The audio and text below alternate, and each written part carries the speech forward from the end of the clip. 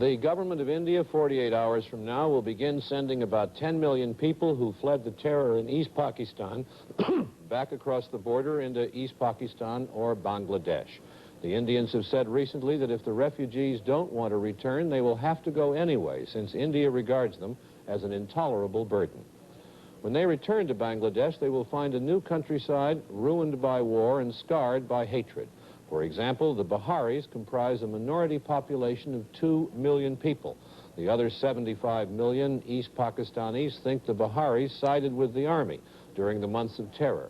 Our man, Ron Nesson, has visited a Bihari community, and here's his report.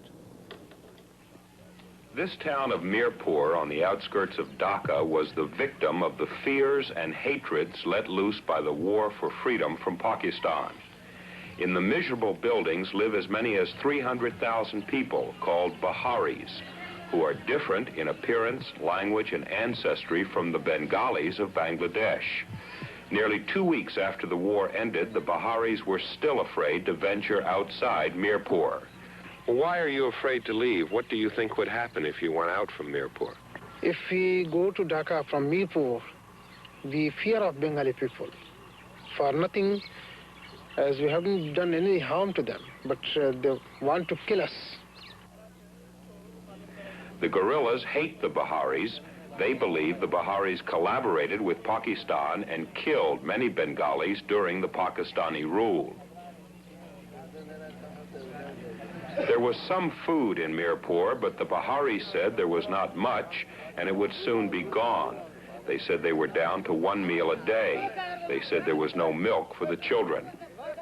The buses on which the Biharis used to ride to their jobs in Dhaka and on which they brought back food were not running. The Biharis were afraid of what would happen at guerrilla roadblocks, and the fear kept them from going out for food. The guerrillas did stop and search vehicles outside Mirpur, intimidating the Biharis, and shortly after the war ended, the guerrillas pulled 12 Biharis off a bus and killed them right here. The Red Cross said the Bangladesh government would not allow it to take relief supplies into Mirpur.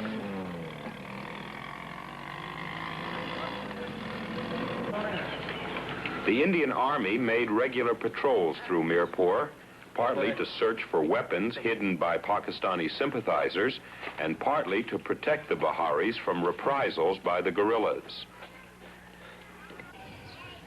The Indian soldiers arrested some guerrillas they caught molesting the Biharis. The Indian soldiers performed admirably in most cases in preventing the Bangladesh guerrillas from killing suspected collaborators out of revenge. But there was very little the Indian Army could do to prevent the guerrillas' slow strangulation of Mirpur or to calm the fear which kept the Biharis cowering in their town. Ron Nesson, NBC News at Mirpur in Bangladesh.